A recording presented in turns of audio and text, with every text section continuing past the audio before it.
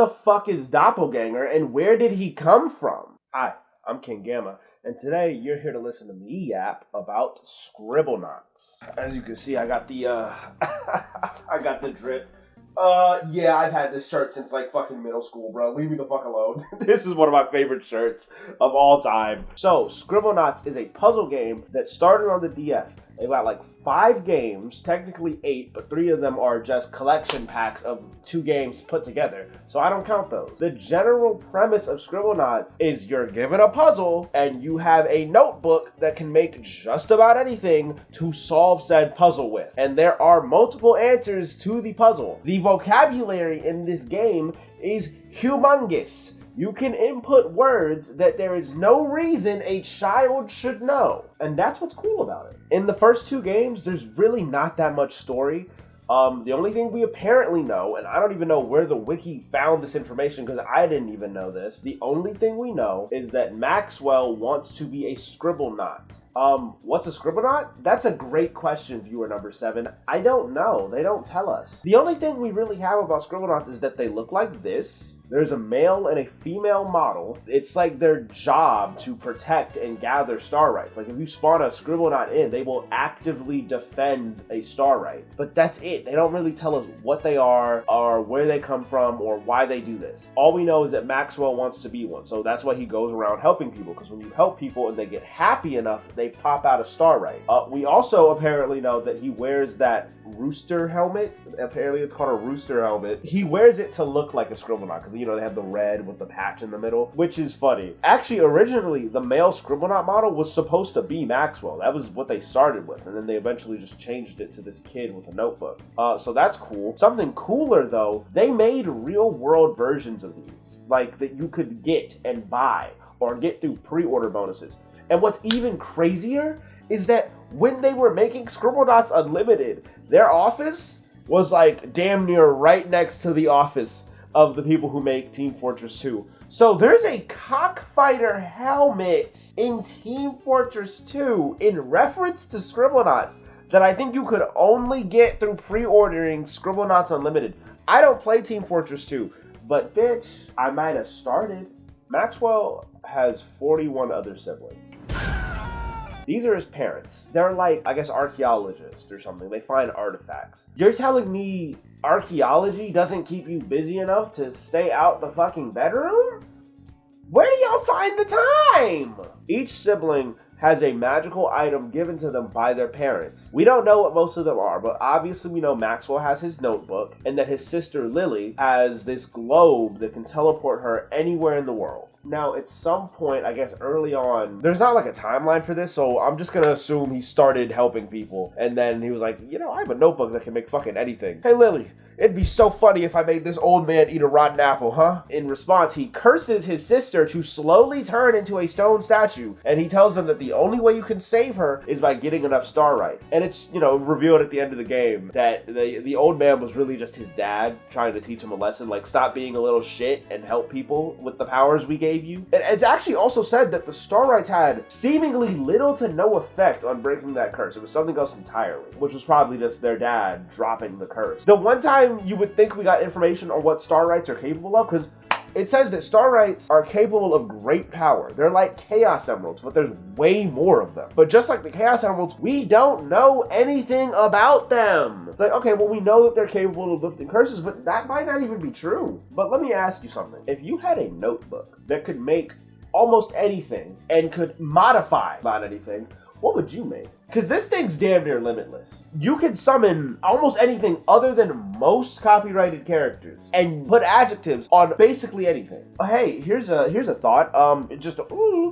You're not a copyrighted character. And I guess at some point, Maxwell must have realized this, because you can make Maxwell in the journal and a Maxwell will pop out. But the thing is, that's not Maxwell, that's Doppelganger. Maxwell's evil twin, clone, creature. I don't know what he is the thing. You can summon Doppelganger in every game, even in the original, before he's called Doppelganger. Because in the original Scribblenauts, when you summon him, he looks the exact same, but he's referred to as Clone. Now, Clone is flat out evil.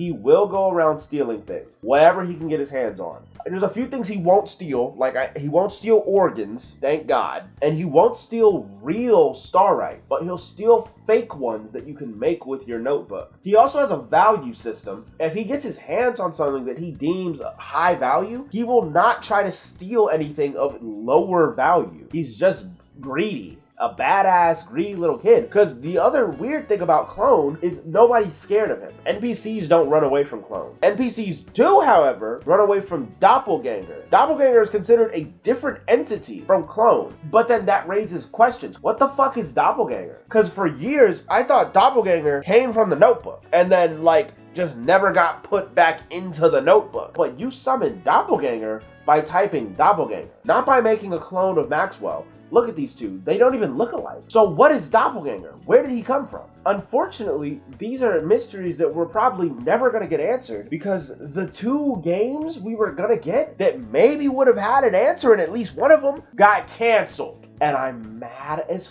fuck because they would have been perfect. Scribblenauts Fighting Words would have been a perfect fucking Scribblenauts mobile game. Management changes, got management changed, and they said, fuck it, we're just not gonna do it, we don't know. And then, I think 45 people from 5th Cell got laid off, and they were like, bitch, what do we do now? Oh, you finished the game! Most kids solved Scribblenauts puzzles with as much violence as they could. It was the easiest answer. There were other answers, sure, but a lot of times violence was the easiest solution to most puzzles. They made a mobile game where the whole premise is violence. You type in words to help Maxwell fight in turn-based combat. It would have been perfect. It even seems like they had a system to encourage not just, I type gun. And how do I beat this guy? Gun! They even had a system to use certain letters for extra benefits. They'd encourage you with hints. Maxwell would come up with something like, maybe something like this, and it would give you an idea of something you could try to type out. It had a thought-out battle system, it looks like. There was even this fine shit magician girl.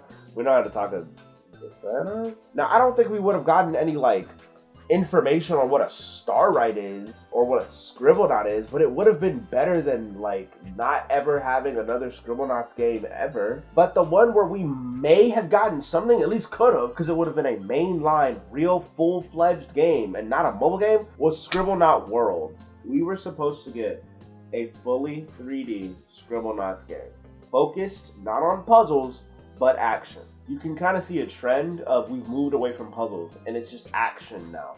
Here's the thing, Scribblenauts is kind of a solved game, is the other big issue with it. I mean, it was already good from the start. You had a game based around your imagination. How do you want to solve this puzzle? The only thing you could do from there is widen the vocabulary of items. There are some words in Scribblenauts that just don't work. They're just not in the dictionary for Scribblenauts, and that's fine. You can't get every word on your first go-around, but as the games go on, they add more words and more words. Pretty early on, they added adjectives. That's pretty big, man. Being able to add descriptors? Yeah, that's pretty big. I mean, I don't think there was much else to do from there. They kind of put themselves in a corner because it was an easy fix, just add the adjectives. But that kind of makes it a solved game. Where else are you supposed to go puzzle-wise? Other than what, make more puzzles? That's not new.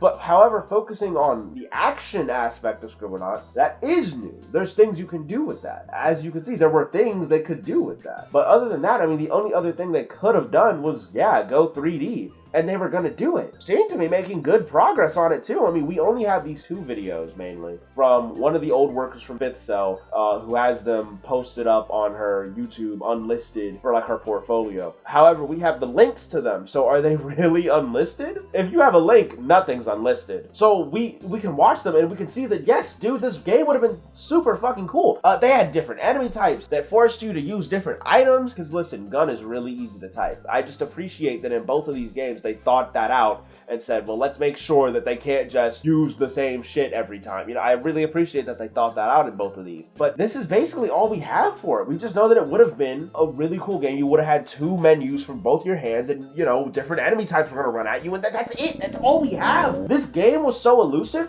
that it took 8 years after the cancellation of it for people to find out that it was going to exist in the first place. We will likely never see these games. I say likely because if Bubsy can get a new fucking game, anything is possible. Never lose hope. It's never Jover.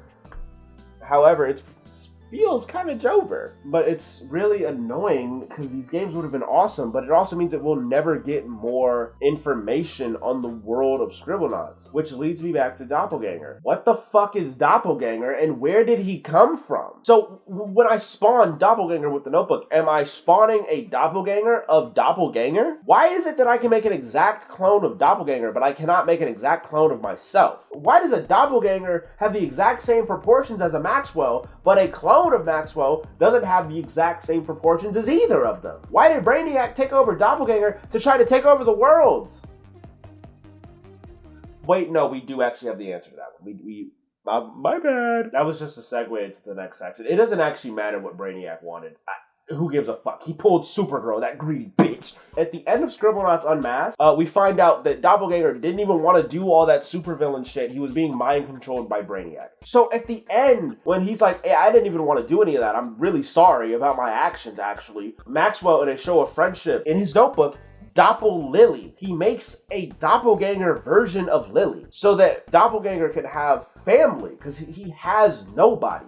It's if I remember, he was like, that's why he acts out. He has nobody. He's lonely. And I'm like 80% sure this is canon because they have comic book follow-ups to this, right? Where both Doppelganger and Doppel Lily actually get adopted into Maxwell's family, which they're called the Unusuals, by the way. That's his last name, apparently. Maxwell Unusual. But they get adopted into the Unusual family, and their parents actually give them new names. They named Doppelganger Alexander, as in Alexander the Great, and they named Doppel Lily Violet. It's really nice. I like that. I wish we would have seen more of that. That would have been, we might have seen them in Worlds, actually. That would have been really nice. Especially if they got their own magical items. I would have been interested to see what they get. Because there probably would have been something close to what Maxwell and Lily have. I don't know. We'll never see that, though. But also, in the game after this, Scribblenauts Showdown, you can't summon Doppel Lily. Maybe she doesn't actually exist, but more likely, it's probably more so that Scribblenauts Showdown uses the dictionary from Unlimited, because it was way easier to just use that dictionary than use the Unmasked dictionary and take out every DC-related thing in the dictionary. But Scribblenauts Showdown is actually a pretty cool game. It's a Mario Party clone. Similar board game, similar concept. You want to get to the end of the board before everybody else. You roll, there's mini games. The mini games are actually pretty fun. Some of them are just you get dropped in, you play the mini game, but some of them are you actually have to type in a word and you get to use that word in the game, and that's cool. And then on the side, there's also like a sandbox mode that's a lot closer to normal Scribblenauts. It's